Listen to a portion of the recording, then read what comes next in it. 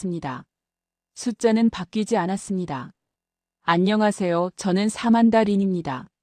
MIT 경제학과에서 반도체 패권을 연구하는 교수이자 대만계 미국인으로서 누구보다 TSMC를 자랑스러워했던 사람입니다. 그날 밤 제가 발견한 숫자의 이름은 HBM이었습니다. 고대 역폭 메모리. 엔비디아의 AI 가속기 칩 안에 들어가는 핵심 부품이죠. AI가 생각하고 학습하고 판단하는 모든 순간에 반드시 필요한 그 부품의 전 세계 공급 90% 이상이 단 한 나라에서 나오고 있었습니다. 대만이 아니었습니다. 다음 날 아침 저는 강의실 문을 열기 전 잠시 멈췄습니다.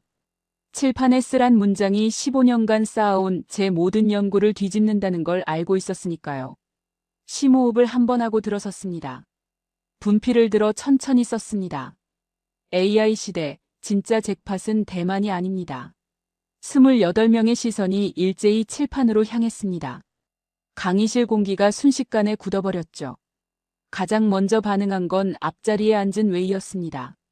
대만 출신으로 늘 반도체 이야기만 나오면 누구보다 목소리를 높이던 학생이에요.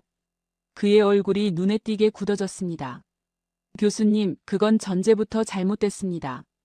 웨이가 손을 들지도 않고 말했습니다. TSMC가 파운드리 시장의 60%를 점유하고 있잖아요. 애플, 엔비디아, 퀄컴. 전 세계 빅테크가 전부 TSMC에 줄을 서 있고요. 그게 AI 시대 최고의 잭팟 아닌가요?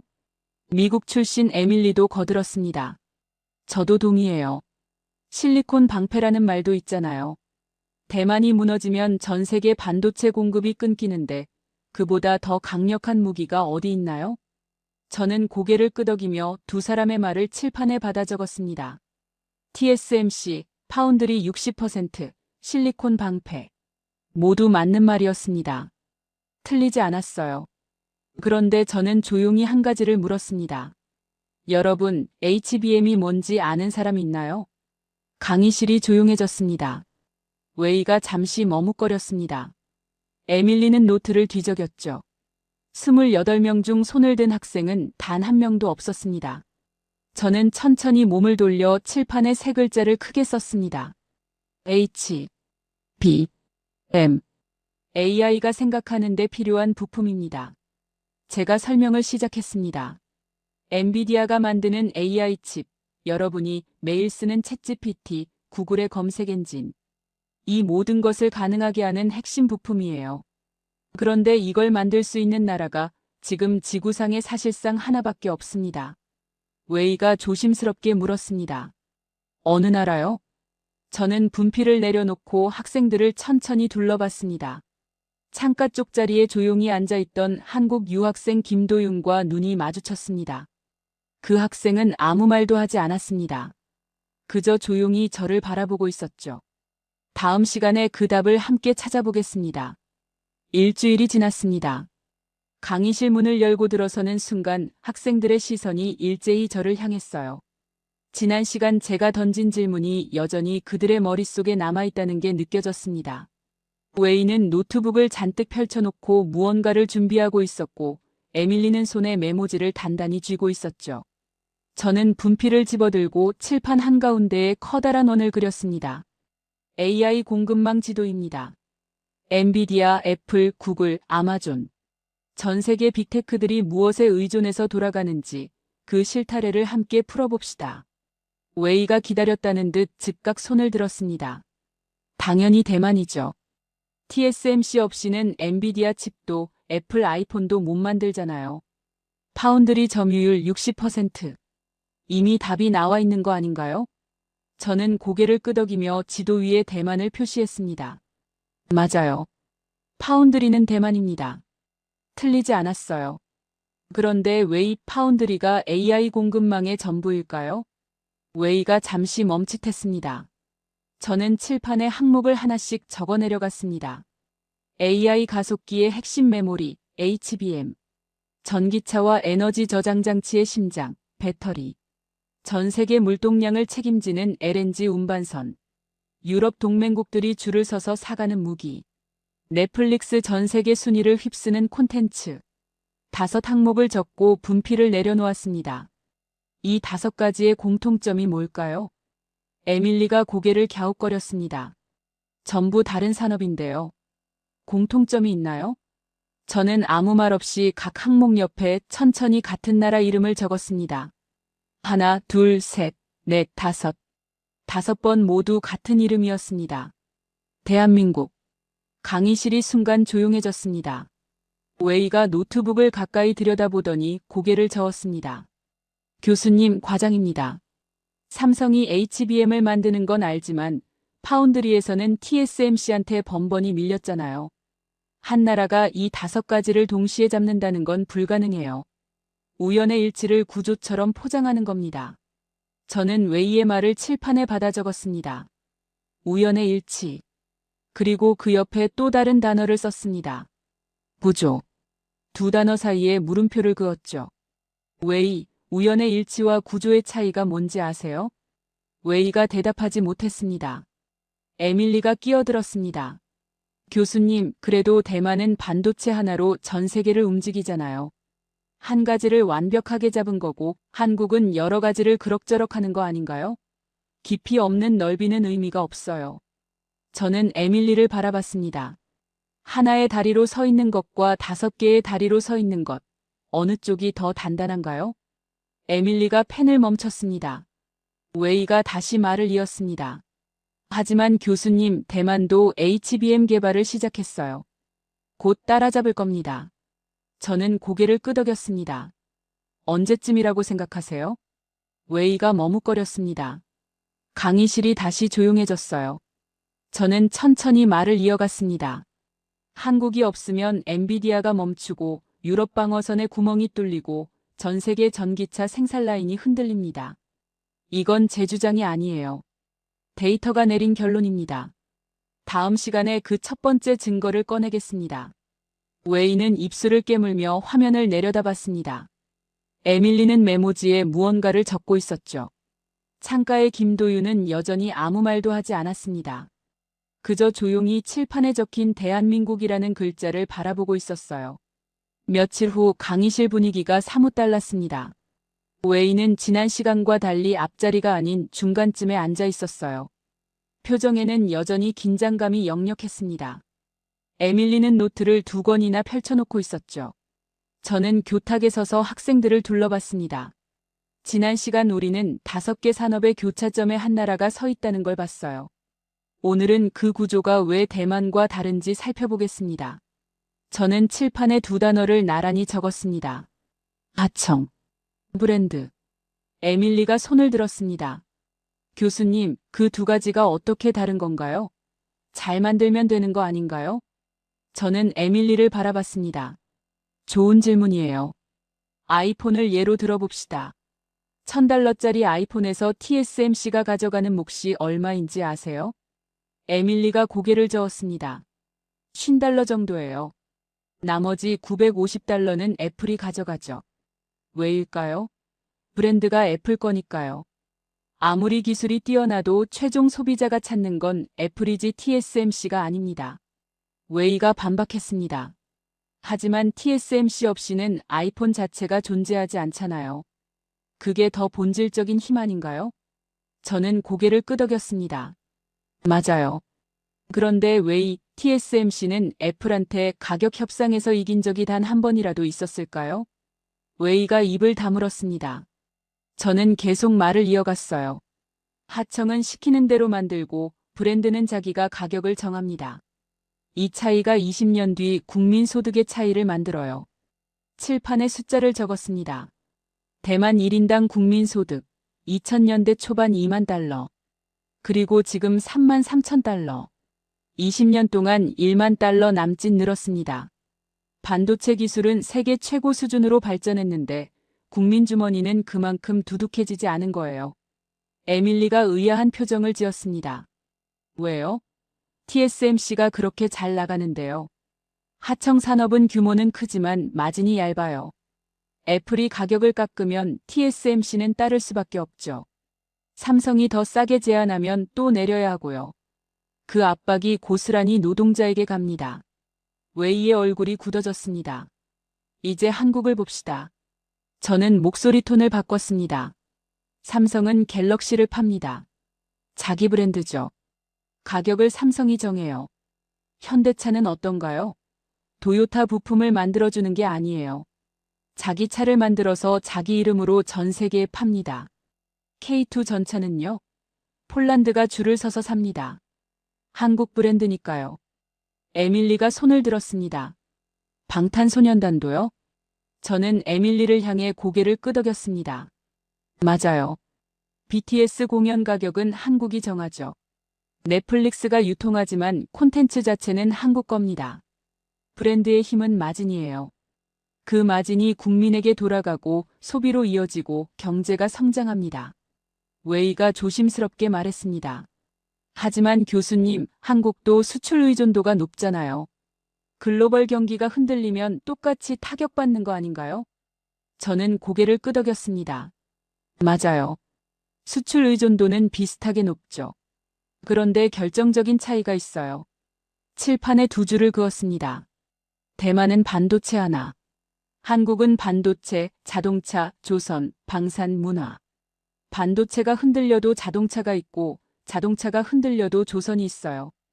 그리고 그 모든 산업이 자기 브랜드를 갖고 있습니다. 에밀리가 펜을 내려놓았습니다. 웨이는 화면을 내려다보며 아무 말도 하지 않았어요. 강의실 공기가 무거웠습니다. 하청 국가는 국민을 부자로 만들 수 없어요. 제 말이 강의실을 압도했습니다. 아무리 기술이 뛰어나도 최종 가치를 남이 가져가면 국민 주머니는 채워지지 않습니다.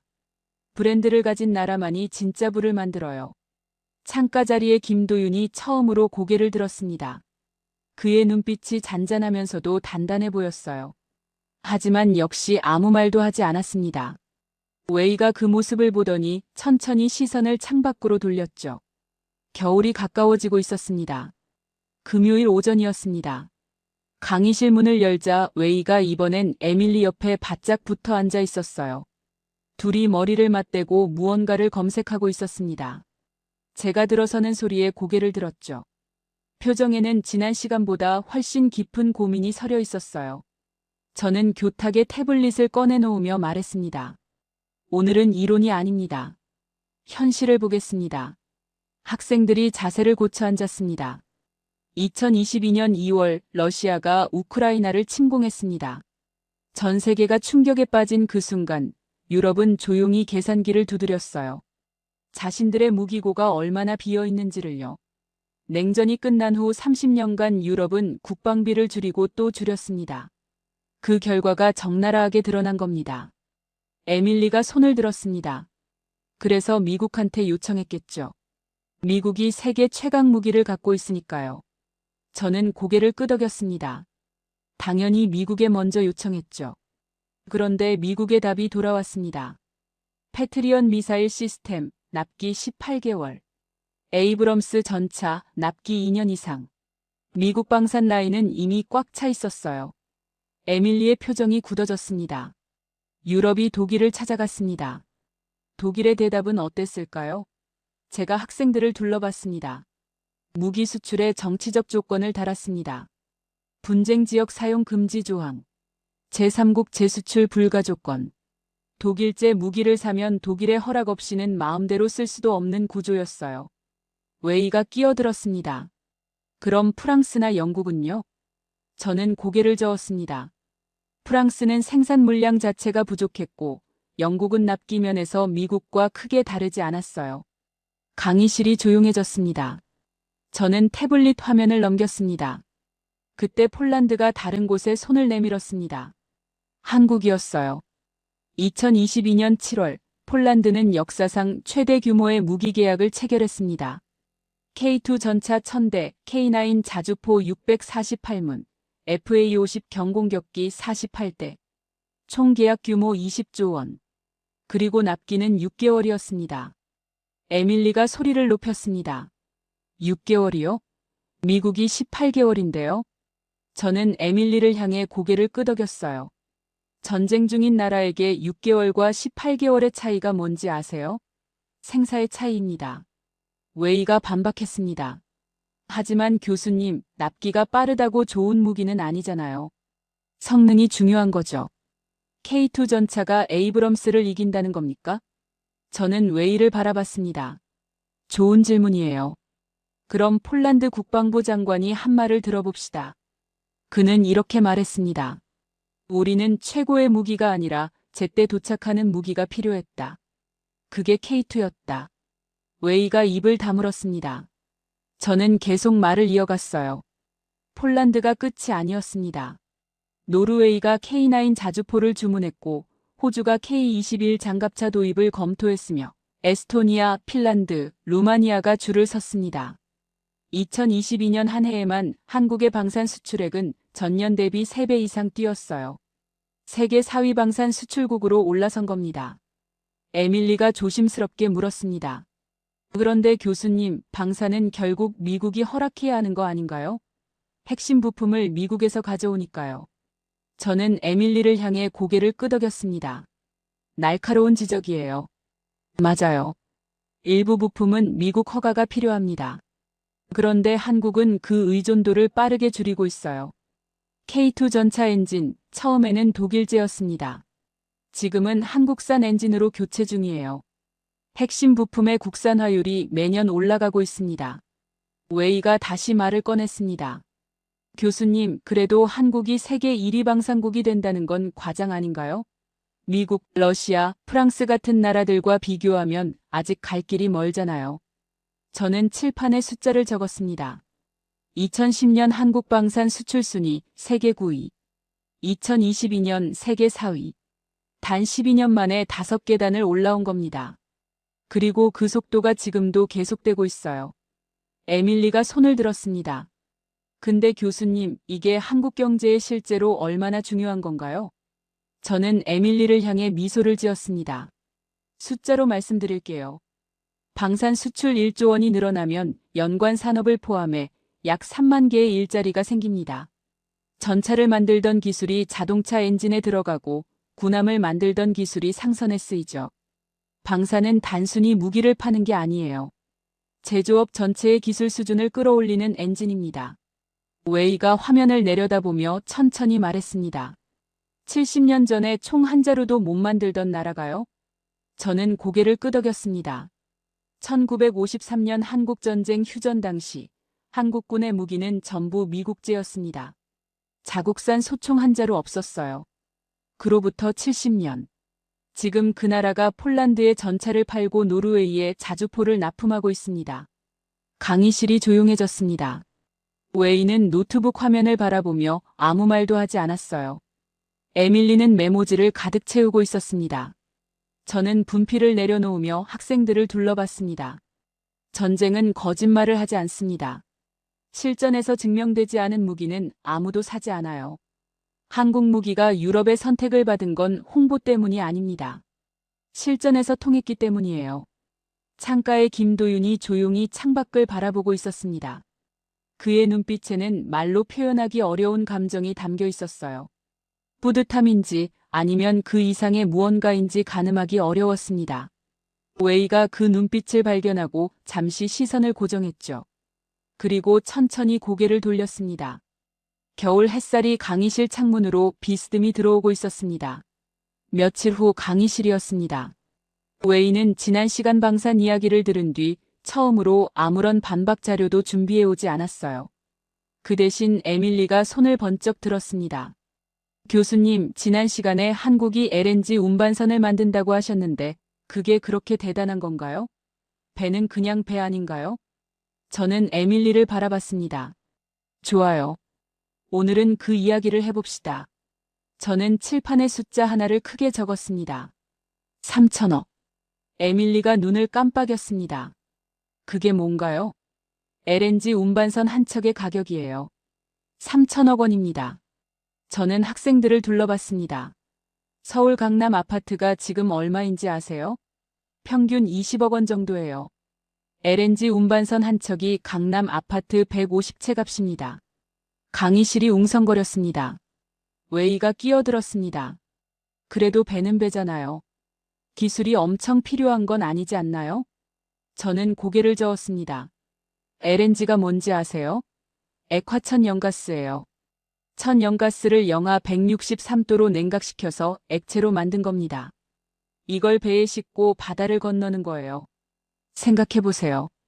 영하 163도를 유지하면서 태평양을 건너는 배를 만들어야 해요. 조금이라도 온도가 올라가면 가스가 새어나오고 최악의 경우 폭발이 일어납니다. 에밀리가 눈을 크게 뜨며 말했습니다. 그게 가능한 배를 만드는 거예요? 저는 고개를 끄덕였습니다. 그래서 아무나 못 만드는 거예요.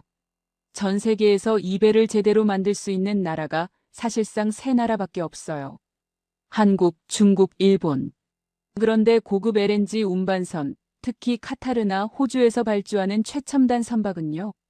한국이 독점 수준으로 가져갑니다. 저는 칠판에 숫자를 적었습니다. 2023년 전 세계 LNG 운반선 수주량 중 한국 비중 80%. 웨이가 반박했습니다. 교수님, 중국이 무섭게 따라오고 있잖아요. 가격도 싸고 정부 지원도 엄청나고요. 한국 조선업이 오래 갈 수 있을까요? 저는 웨이를 바라봤습니다. 좋은 지적이에요. 중국이 일반 컨테이너선이나 벌크선에서는 이미 한국을 앞질렀어요. 가격 경쟁에서 한국이 밀리는 건 사실입니다. 그런데 중국이 못 가져가는 게 있어요. 바로 LNG 운반선이에요. 왜요?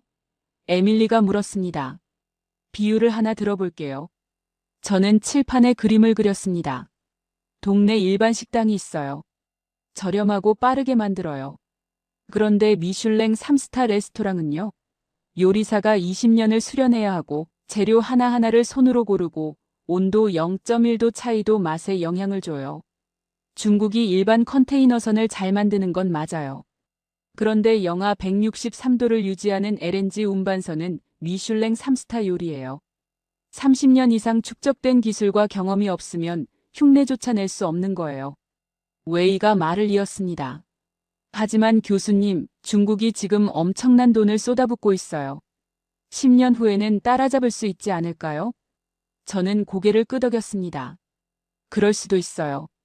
그런데 한국은 그 10년 동안 가만히 있지 않아요. 지금 한국 조선소들이 개발하고 있는 게 뭔지 아세요?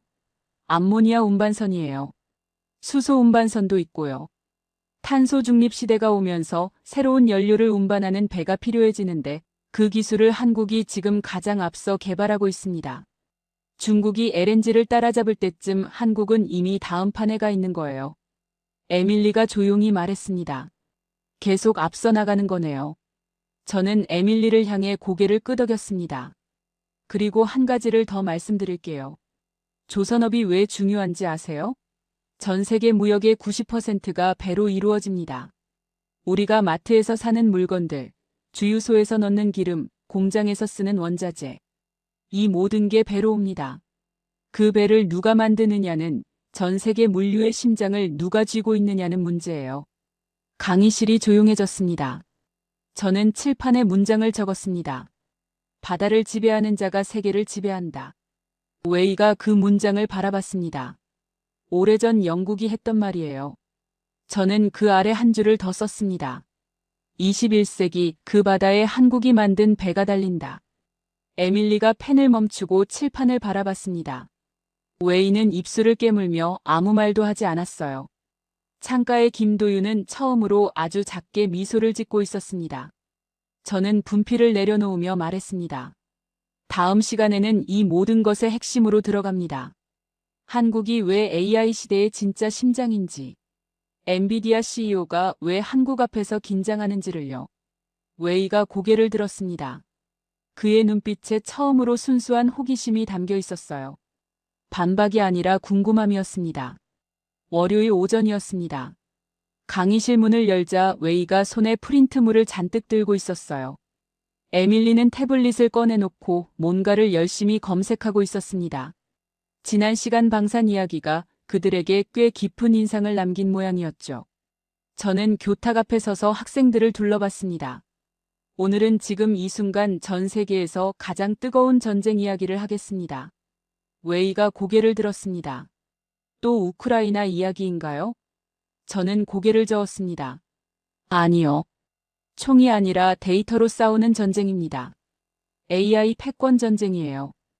강의실이 순간 집중됐습니다. 저는 칠판에 이름 하나를 크게 썼습니다. 젠슨 황. 엔비디아 CEO입니다. 세계에서 가장 영향력 있는 기술 기업인 중 한 명이죠. 2024년 그가 공개 석상에서 한 말이 있어요. AI 없이는 미래가 없고 HBM 없이는 AI도 없다. 에밀리가 손을 들었습니다. HBM 지난 시간에 잠깐 나왔죠? 고대 역폭 메모리라고요. 맞아요. 제가 고개를 끄덕였습니다. 좀 더 쉽게 설명해 드릴게요. AI가 생각을 한다고 상상해 봅시다. 그 생각을 처리하는 두뇌가 엔비디아의 GPU 칩이에요. 그런데 아무리 두뇌가 뛰어나도 기억력이 받쳐주지 않으면 소용이 없죠. HBM은 바로 그 기억력입니다. AI가 빠르게 학습하고 판단하려면 엄청난 양의 데이터를 순식간에 주고받아야 해요. 그게 가능하게 해주는 부품이 HBM이에요. 웨이가 끼어들었습니다. 그러니까 AI 칩 안에 들어가는 핵심 부품이라는 거죠? 정확합니다. 그리고 이 HBM을 만들 수 있는 나라가 지금 지구상에 사실상 하나뿐이에요. 저는 칠판에 숫자를 적었습니다. 글로벌 HBM 시장 점유율. SK하이닉스 52%, 삼성전자 40%. 합치면 한국이 전 세계 HBM의 92%를 공급합니다. 강의실이 조용해졌습니다. 웨이가 프린트물을 넘기며 말했습니다. 교수님, 그런데 TSMC도 HBM 패키징에 참여하지 않나요? 완전히 한국만의 기술은 아니잖아요. 저는 웨이를 바라봤습니다. 좋은 지적이에요. TSMC가 HBM을 GPU에 연결해서 하나의 패키지로 조립하는 작업에 참여하는 건 맞아요. 대만의 역할이 분명히 있습니다. 그런데 웨이 조립과 제조의 차이가 뭔지 아세요? 가구로 비유하면 이렇습니다. 나무를 깎고 다듬어서 의자를 만드는 사람이 있고 그 의자를 방 안에 가져다 놓는 사람이 있어요. 둘 다 필요하지만 핵심 기술이 어디에 있는지는 분명합니다. HBM을 실제로 만드는 건 한국이에요. 수십 개의 메모리 칩을 수직으로 쌓는 기술, 그걸 가능하게 하는 미세 공정. 이 모든 게 한국에서 나옵니다. 에밀리가 물었습니다. 중국은요? 중국이 엄청난 속도로 반도체를 개발하고 있다고 하던데요. 저는 에밀리를 향해 고개를 끄덕였습니다.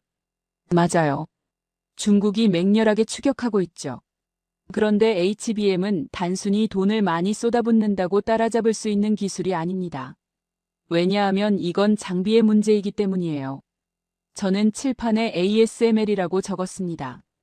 극자외선 노광 장비 EUV를 만드는 유일한 회사예요. 미국의 수출 규제로 중국은 이 장비를 살 수 없습니다. 아무리 공장을 지어도 장비가 없으면 시작조차 못하는 거예요. 웨이가 조심스럽게 물었습니다. 그럼 대만은요? 대만도 ASML 장비를 쓰잖아요. 저는 고개를 끄덕였습니다. TSMC는 ASML 장비를 씁니다. 그런데 파운드리와 메모리는 다른 게임이에요. TSMC는 다른 회사가 설계한 칩을 대신 만들어주는 파운드리입니다. HBM은 메모리예요. 그 분야에서 한국은 30년 이상 축적된 노하우를 갖고 있어요. 삼성과 SK하이닉스가 쌓아온 특허만 수만 건입니다. 돈으로 살 수 없는 시간이에요. 에밀리가 손을 들었습니다. 그런데 교수님, 솔직히 궁금한 게 있어요. 엔비디아가 그렇게 한국 HBM에 의존한다면 엔비디아가 직접 HBM을 만들면 안 되나요? 아니면 다른 공급처를 찾거나요? 저는 미소를 지었습니다. 젠슨 황도 그 생각을 안 해봤을까요? 해봤겠죠. 그런데 현실이 허락하지 않아요. HBM 공장 하나를 짓는데 최소 10조 원이 넘게 들어요. 그리고 공장만 있다고 되는 게 아닙니다. 숙련된 엔지니어, 정밀한 공정관리 협력업체 네트워크. 이게 전부 갖춰져야 해요. 한국은 이걸 30년에 걸쳐 만들었습니다. 엔비디아가 오늘 당장 시작한다 해도 10년은 좋게 걸릴 거예요. 웨이가 고개를 들었습니다. 그럼 결국 엔비디아도 한국 눈치를 봐야 한다는 건가요? 저는 칠판에 문장 하나를 적었습니다. 공급자가 하나뿐일 때 갑은 누구인가? 웨이가 그 문장을 읽더니 천천히 고개를 끄덕였어요. 저는 계속 말을 이어갔습니다. 2024년 SK하이닉스가 엔비디아의 5세대 HBM3를 단독 공급하기 시작했습니다. 삼성은 엔비디아의 품질 테스트를 통과하기 위해 사활을 걸고 있고요. 세계 최강 GPU 회사가 한국 메모리 회사의 품질 검사를 기다리는 겁니다. 이게 지금 반도체 업계의 현실이에요. 에밀리가 말했습니다. 그러니까 AI 시대가 열리면서 오히려 한국의 위상이 더 높아진 거네요. 저는 에밀리를 향해 고개를 끄덕였습니다. 정확해요. 스마트폰 시대에는 파운드리가 핵심이었어요. TSMC가 왕이었죠. 그런데 AI 시대에는 판이 바뀌었어요. GPU 안에 들어가는 HBM이 병목이 됐습니다. 그 병목을 쥔 나라가 한국이에요. 전 세계가 대만을 보는 사이 조용히 판이 뒤집힌 겁니다. 웨이가 오랫동안 침묵하다 작은 목소리로 말했습니다. 대만이 강한 건 변함없지만 한국이 없어도 되는 건 아니군요. 저는 웨이를 바라봤습니다. 그게 오늘 제가 하고 싶었던 말이에요. 창가에서 김도윤이 처음으로 작게 고개를 끄덕였습니다. 아주 작은 움직임이었지만 저는 그걸 놓치지 않았어요. 웨이도 그 모습을 봤는지 잠시 김도윤을 바라봤습니다. 강의실 창밖으로 차가운 겨울 하늘이 펼쳐져 있었습니다. 수요일 오후였습니다. 강의실 문을 열자 웨이가 손에 프린트물을 두툼하게 들고 있었어요. 지난 시간 방산 이야기가 끝나자마자 뭔가를 준비했다는 게 느껴졌습니다. 에밀리는 태블릿을 꺼내놓고 있었고 다른 학생들도 평소보다 자세를 바짝 고쳐 앉아 있었죠. 저는 교탁 앞에 섰습니다. 오늘은 숫자 이야기를 하겠습니다. 감정이 아니라 데이터로 말하는 시간이에요. 웨이가 기다렸다는 듯 즉각 손을 들었습니다. 교수님, 저도 숫자를 준비해 왔어요. TSMC의 영업이익률은 40%입니다.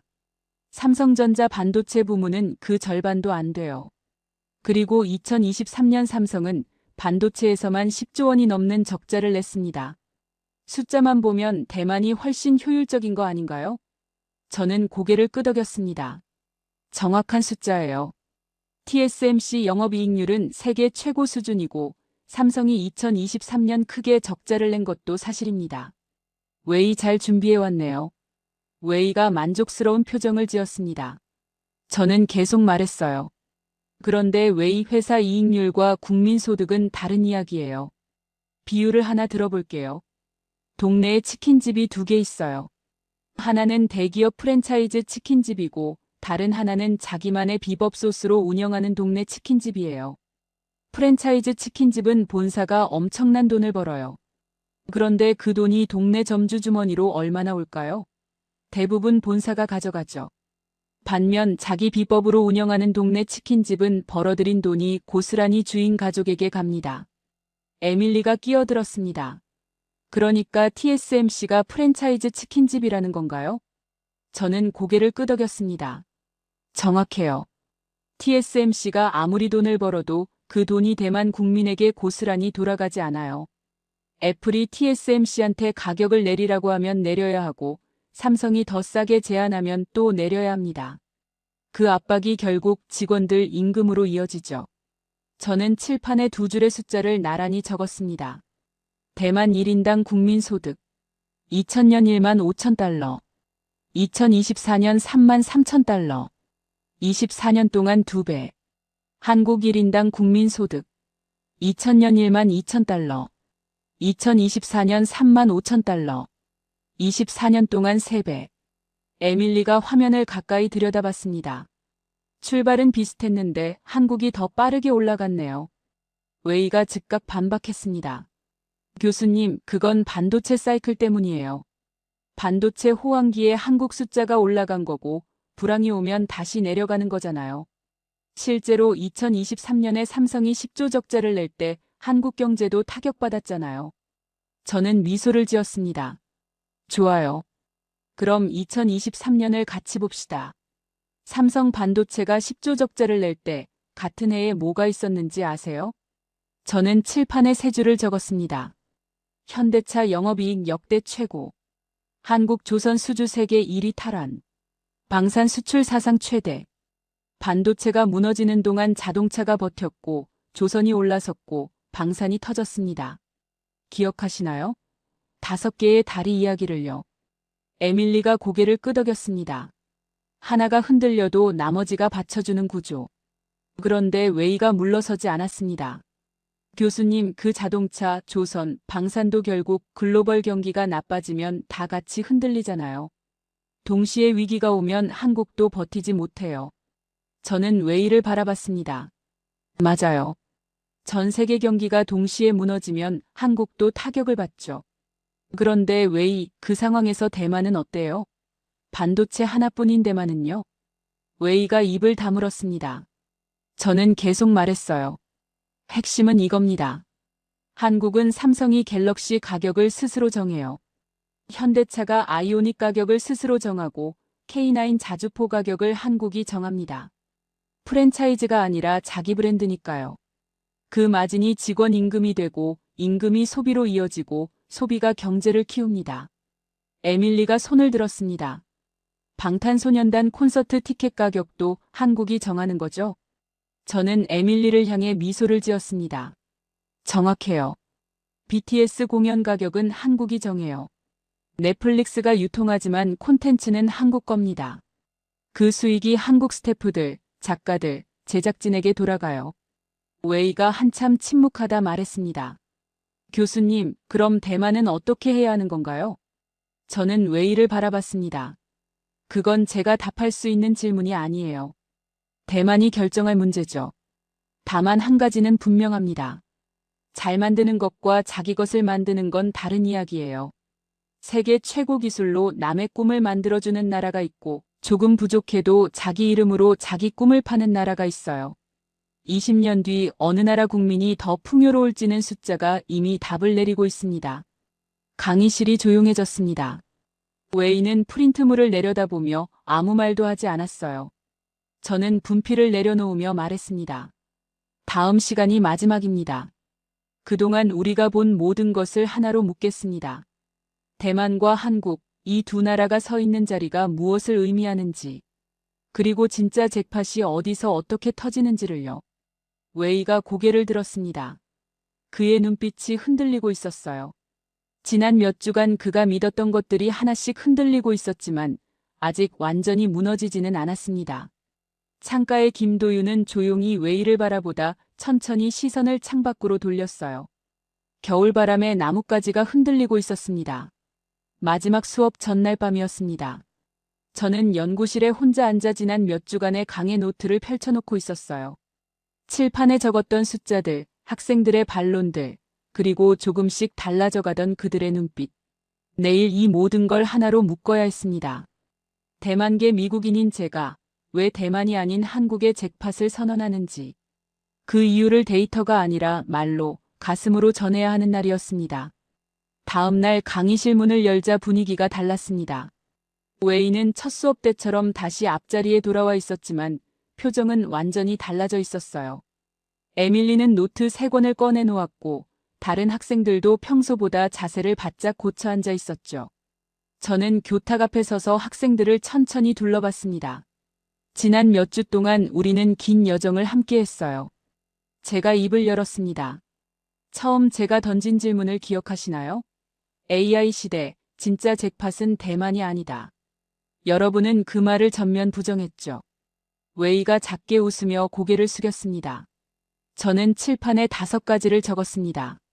HBM 세계 공급 92%, 방산 수출 세계 4위, 납기 6개월, 갤럭시, 현대차, K9, BTS, 브랜드 가격 주도권, 반도체 불황에도 자동차 조선 방산이 버티는 다각화 구조, 그리고 70년 축적.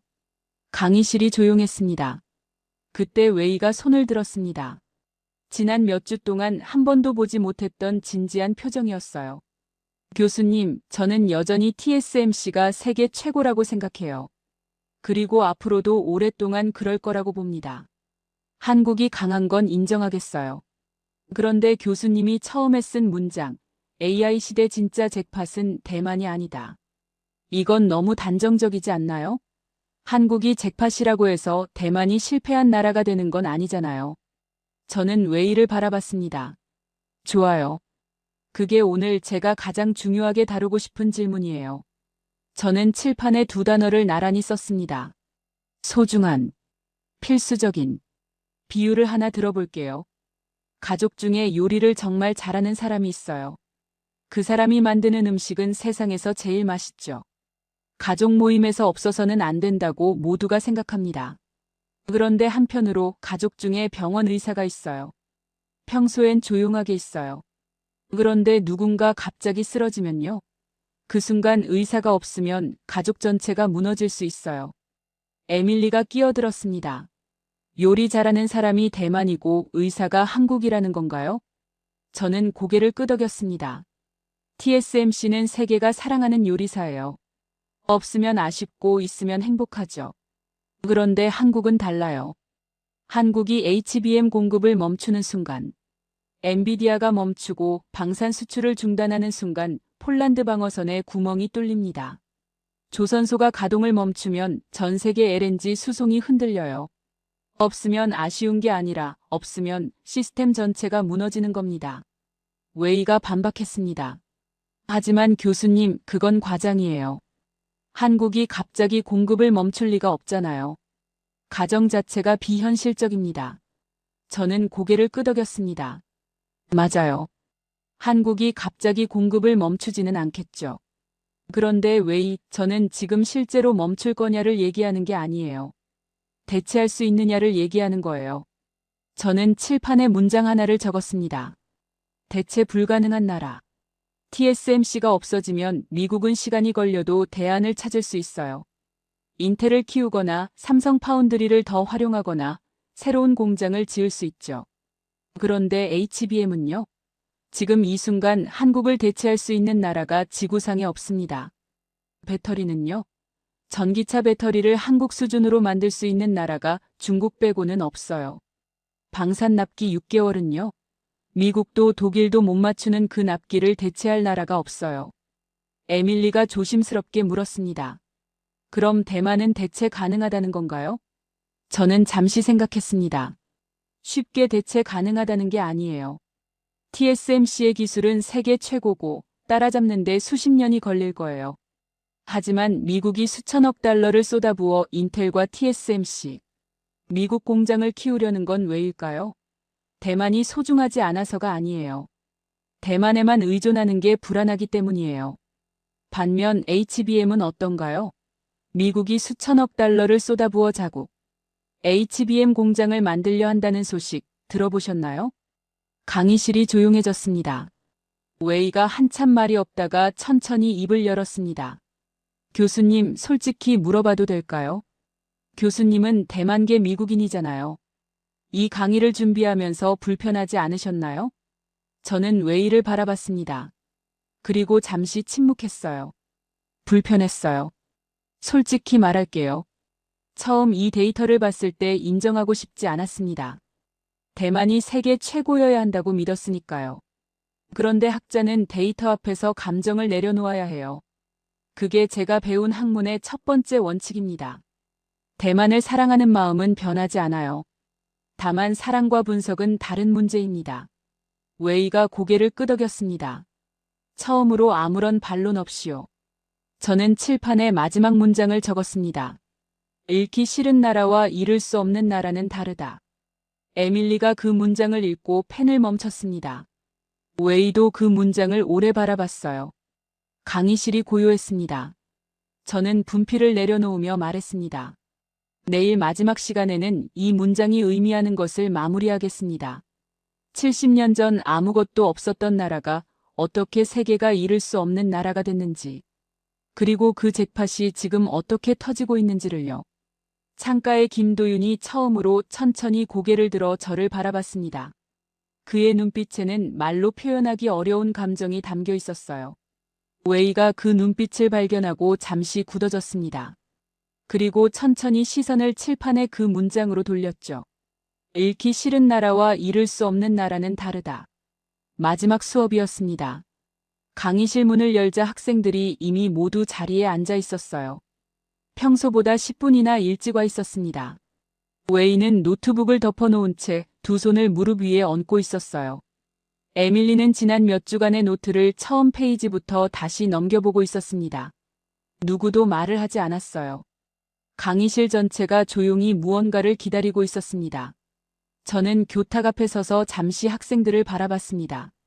그리고 분필을 집어 칠판에 첫날 썼던 그 문장을 다시 적었어요. AI 시대, 진짜 잭팟은 대만이 아닙니다. 웨이가 그 문장을 바라봤습니다. 처음 이 문장을 봤을 때와는 완전히 다른 눈빛이었어요. 분노도 당혹감도 없었습니다. 그 자리를 채운 건 기다림이었어요. 아직 뭔가를 더 듣고 싶다는 기다림이었죠. 저는 천천히 입을 열었습니다. 저는 대만계 미국인입니다.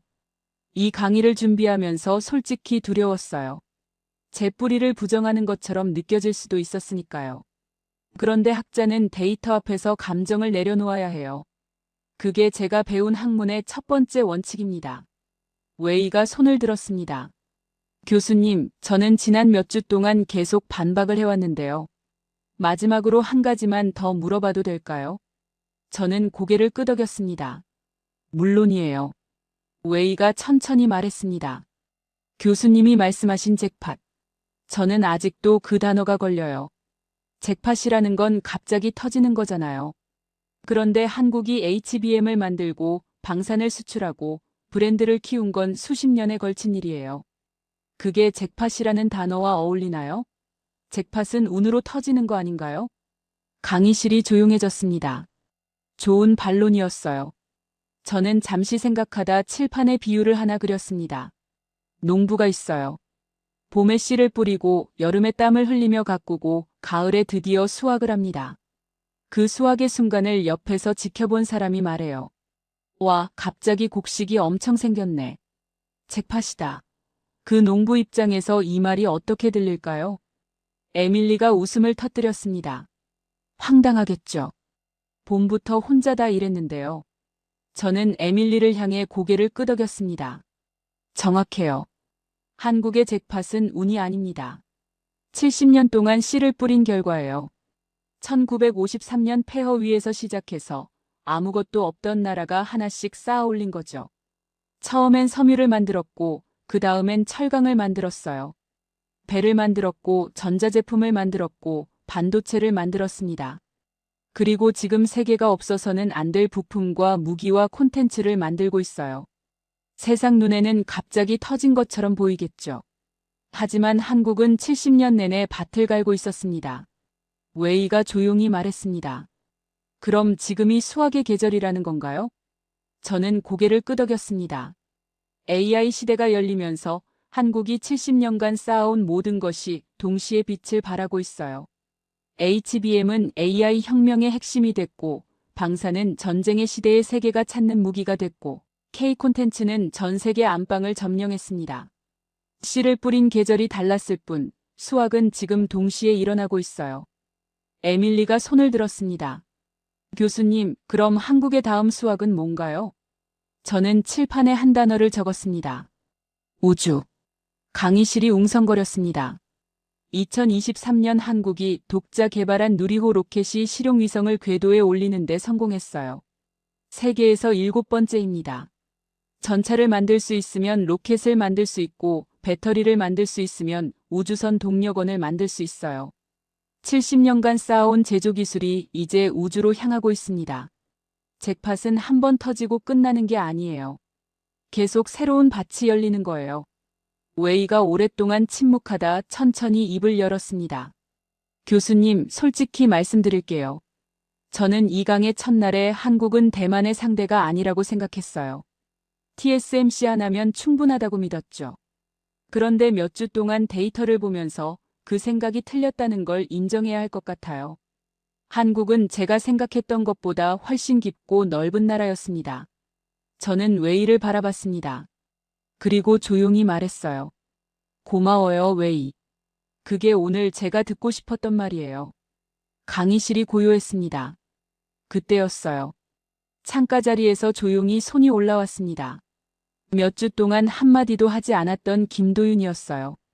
강의실의 모든 시선이 그에게 쏠렸습니다.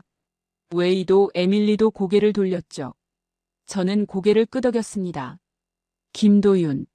그가 천천히 입을 열었습니다. 교수님, 한 가지만 말씀드려도 될까요? 한국 사람들은 이미 알고 있었어요. 우리가 해냈다는 걸요. 그런데 크게 자랑하지 않아요. 왜냐하면 아직 갈 길이 멀다는 것도 알고 있거든요. 저는 이 강의 내내 아무 말도 하지 않았어요. 데이터가 대신 말해줄 거라고 생각했으니까요. 교수님이 그걸 해주셨습니다. 감사합니다. 강의실이 완전히 얼어붙는 것 같았습니다. 웨이가 김도윤을 오래 바라보다 천천히 고개를 끄덕였습니다. 그 눈빛에는 지난 몇 주간 한 번도 보지 못했던 것이 담겨 있었어요. 존중이었습니다. 논쟁의 상대에서 인정의 대상으로. 웨이의 시선이 달라지는 순간이었습니다.